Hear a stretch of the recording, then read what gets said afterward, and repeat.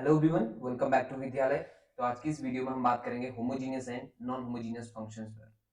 तो यहाँ हम मेनली उन फंक्शंस को उठाएंगे जो आपका more than one independent variable पे डिपेंड करते हैं। क्लियर? जैसे सपोज करो u कोई फंक्शन उठा लिया हमने। अगर ये fx है तो ये तो आपका सिंगल वेरिएबल पे डिपेंड कर रहा है जो कि आपका कौन है, x है। For example u equal to कुछ भी हो सकता है, एक्स स्क्वायर प्लस टू, या u इक्वल टू 3x-1, इस तरह के फंक्शंस। तो ये तो सिंगल वेरिएबल में हो गए, ठीक।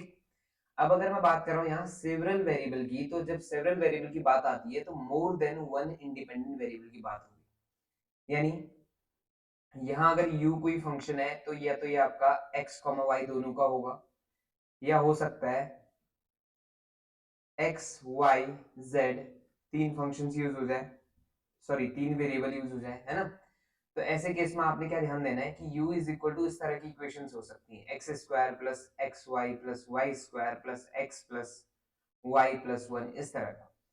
अब इन सभी इक्वेशंस में, इन सभी फंक्शंस में हमें पहचानना है कि किसे हम होमोजीनियस कहते हैं और किसे नॉन होमोजीनियस कहते हैं। क्लियर इतना? तो होमोजीनियस और नॉन होमोजीनियस ना उसकी डिग्री के बेसिस पे तय किया जाता है, या उसकी पावर्स के बेसिस पे तय किया जाता है, ठीक है। तो मैं बात कर रहा हूँ सबसे पहले होमोजीनियस फंक्शंस को मैं उठा रहा हूँ। तो इसमें क्या करना है आपने, देखो जैसे कोई u मैंने फंक्शन उठाया, X square plus two X Y plus Y square plus three X plus four Y plus seven, ये हो गया, ठीक। अब आप क्या करो ना, इनके इंडिविजुअल टर्म्स की पावर्स को पकड़ना शुरू करो। जैसे इस टर्म में कितने वेरिएबल यूज हुए हैं, एक वेरिएबल यूज हुआ है और उसकी पावर कितनी है, टू। यहाँ दो वेरिएबल यूज हुए हैं और इनकी कंबाइंड पावर टू हो गई। याद रखना आपने, देखो x की पावर वन है, y की पावर वन है, लेकिन इस पूरे टर्म की पावर पूछेगा तो वेरिएबल्स की जो आपका सम वाली जो पावर होती है, यानी कि दोनों को सम करने के बाद, तो क्या थी वो, टू। ऐसे इसमें आ जाओ, यहाँ इंडिविजुअल यूज हुआ है y और उसकी पावर टू है, यहाँ आप पावर देखेंगे वन, यहाँ पावर वन, यहाँ पावर देखेंगे तो जीरो, वेरिएबल यूज ही नहीं है, ठीक। तो यहाँ देखो, यहाँ तक तो दो था, यहाँ वन वन था, फिर यहाँ जीरो। तो हर एक टर्म की जो पावर है वो सेम नहीं है, ध्यान से सुनिएगा इसको। हर एक टर्म की जो पावर है वो सेम नहीं है, इसका मतलब ये होमोजीनियस नहीं हो सकता, ये होमोजीनियस नहीं हो पाएगा। क्लियर है इतना? अब मैं एग्जांपल उठाऊं, u is equal to two X Y plus x square minus Y square, ये है मान लो।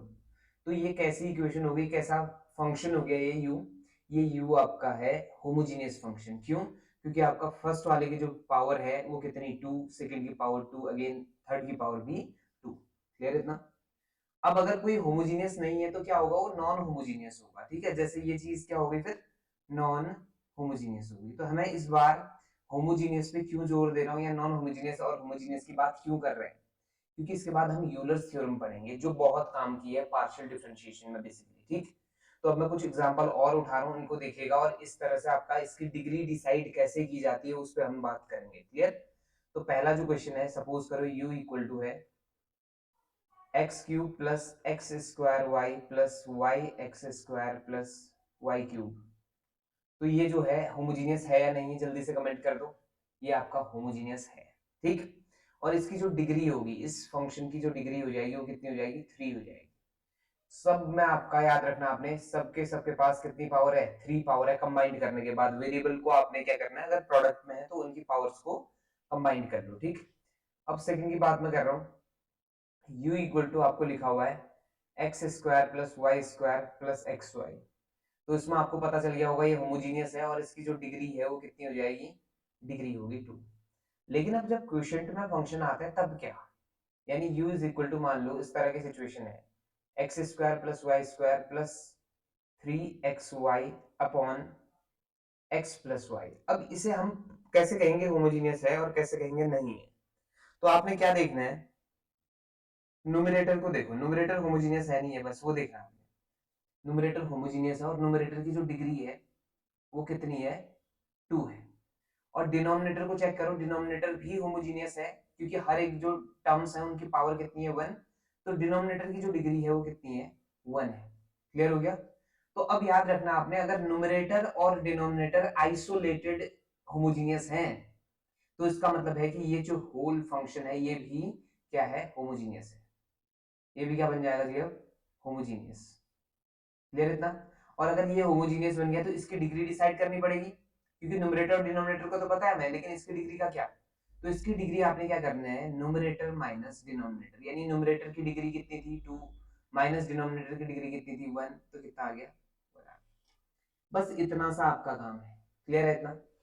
डन। अब किसी दिन हो सकता है इस तरह की सिचुएशन हो, देखो u इज इक्वल टू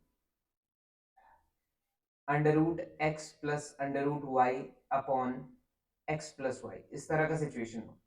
तो आज भी आप देखेंगे तो जो न्यूमरेटर है, न्यूमरेटर की जो डिग्री है वो कितनी है, हाफ, और डिनोमिनेटर की डिग्री कितनी हो गई 1। तो इसकी जो कंबाइंड डिग्री हो जाएगी, u इस बार भी होमोजीनियस है, कोई प्रॉब्लम नहीं है, ठीक। तो इसकी जो डिग्री हो जाएगी हाफ माइनस 1, दैट इज कितना हो जाएगा, माइनस हाफ हो जाएगा। तो इस तरह से आपने डिसाइड करना है जब भी फंक्शन किसमें होगा, क्वेश्चन फॉर्म में होगा। क्लियर है इतना? ठीक। तो मैं आपका आशा करता हूं कि आपको समझ आया होगा होमोजीनियस और जो नॉन होमोजीनियस पे हमने काम किया हुआ है। अब नेक्स्ट वीडियो में हम बात करेंगे यूलर्स थ्योरम की, ठीक है। इसीलिए आपका ये दोनों टर्म्स यानी होमोजीनियस और नॉन होमोजीनियस बहुत इंपॉर्टेंट थे। क्लियर? चलिए, अगर आपको वीडियो पसंद आ रहा है तो please do like share and subscribe. आपसे नेक्स्ट वीडियो में मिलेंगे एक छोटे से ब्रेक के बाद। Thank you so much for watching.